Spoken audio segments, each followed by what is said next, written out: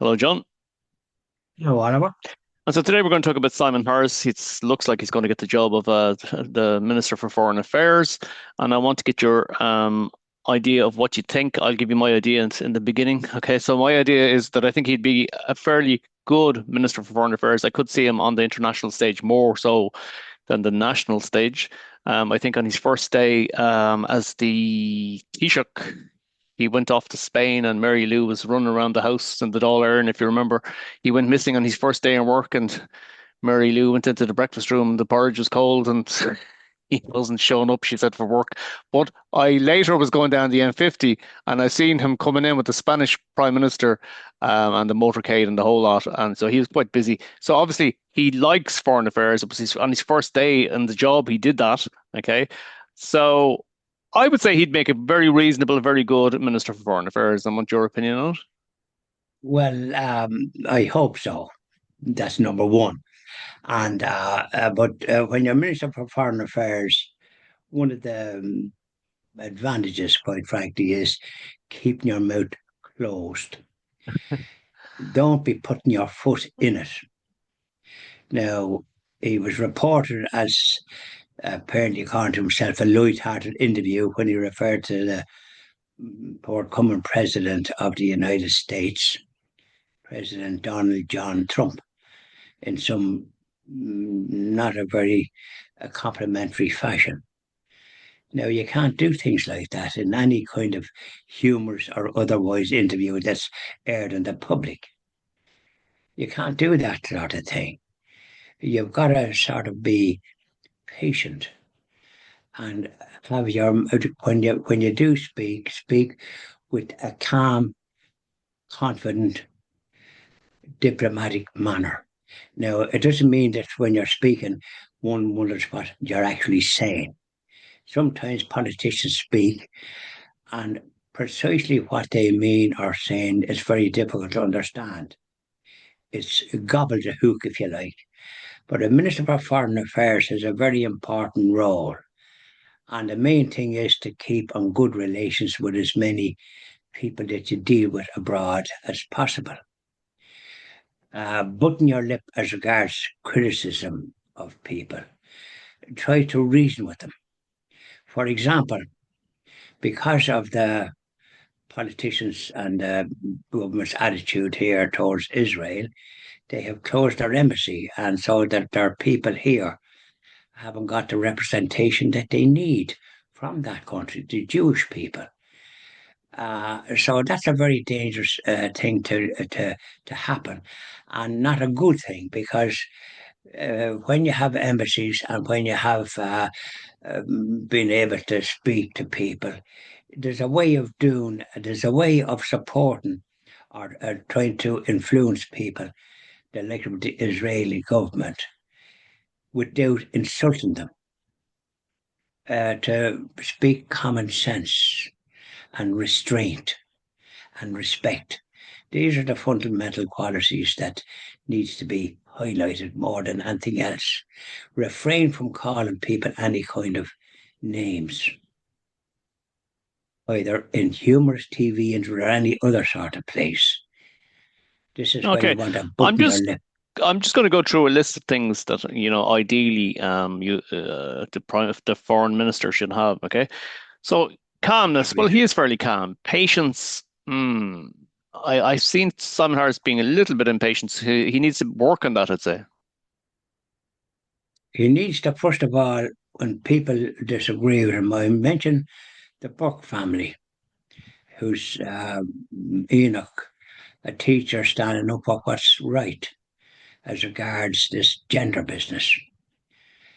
Somebody wanting to be referred to something other than their biological birth in the school that he happened to be a very important teacher in, Protestant school in Multifarnham, which I know pretty well because there's a Franciscan boarding school there years ago that I knew people went to it.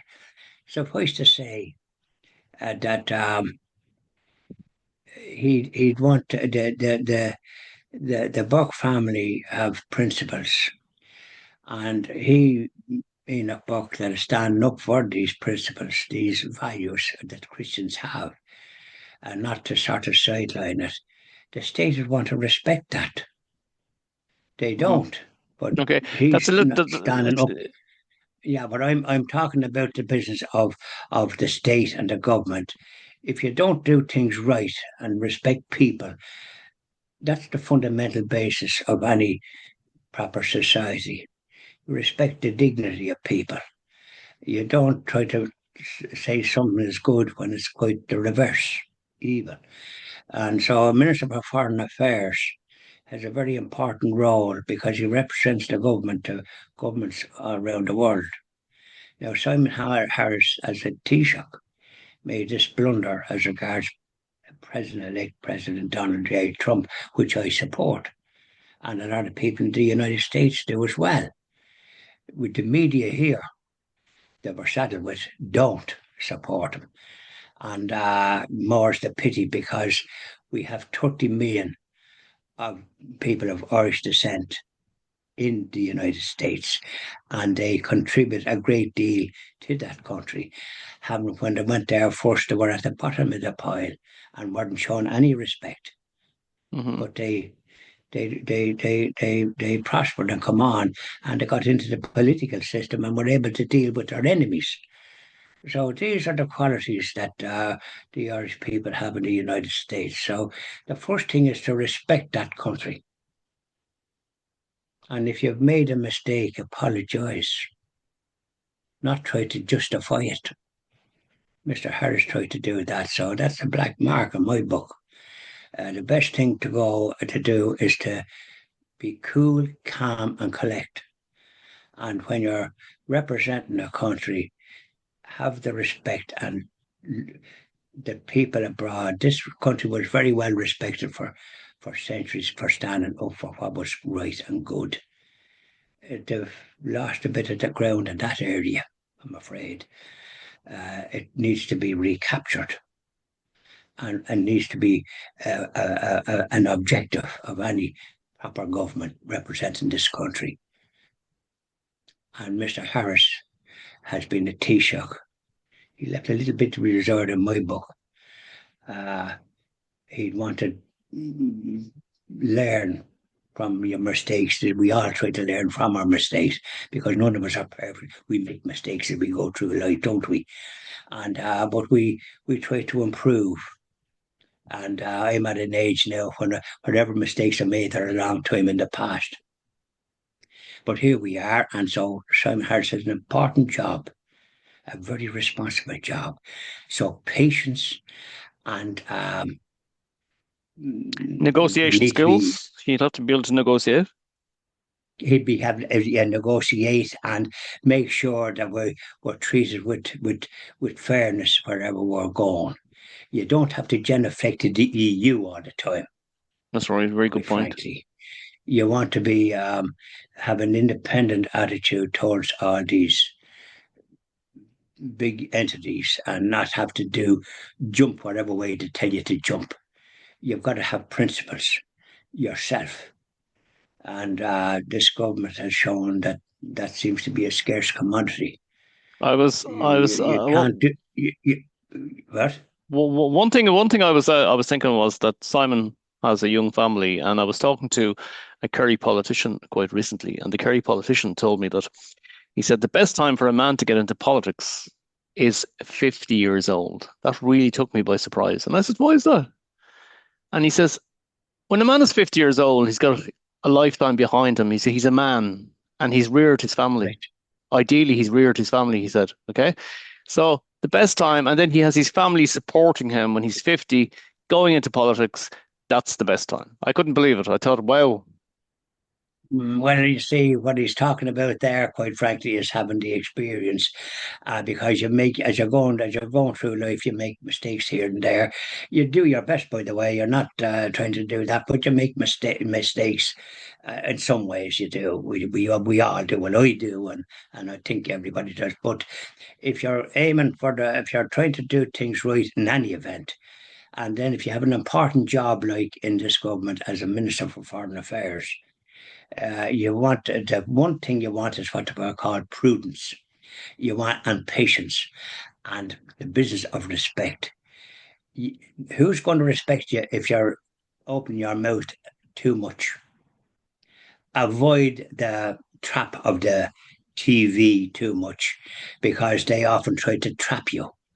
And they're there for a purpose, and often wonder what it is because it's you want to uplift people and that kind of thing. And Simon Harrison need to mature fairly sharpish, and when he's dealing now with leaders of foreign countries, deal with them properly. And with regards Israel, try and mend fences there. Now they need to be encouraged to sort of take it handy as regards this business of seeking these terrorists, Hamas or wherever they are in Gaza, and try and find some other way of dealing with the issue. You can't do what they're doing, and so many people being killed just to try and get these terrorists. It's not it's a dangerous way to go, and you can suggest restraint. Very good. I'm going to But have to leave it don't there, close John. Yeah, doors. yeah, I'm going to have to leave it there because I have a work call coming in there. Um, so yes or no to Simon for as Minister for Foreign Affairs? Well, I think give him a chance, but he'd be well advised by me and the Christian TV Ireland project when we get established to be careful and do the job right, and that is showing respect for all Very good. and dealing with them in a fashion way and don't dictate to people Very, and coming out with your own opinion. You keep your opinions to yourself uh, until you're dealing with the people, and then deal with them in a very respectful way. And don't go down a secular route. He's married with a couple of children now, so he should have some responsibility in that area to be a good example, very good. a good representative for the country. That's the prime number one, a good representative for the country. If he does that, he'll be successful and shown respect and restraint. Thank you very much, John. Thank you very much, Oliver.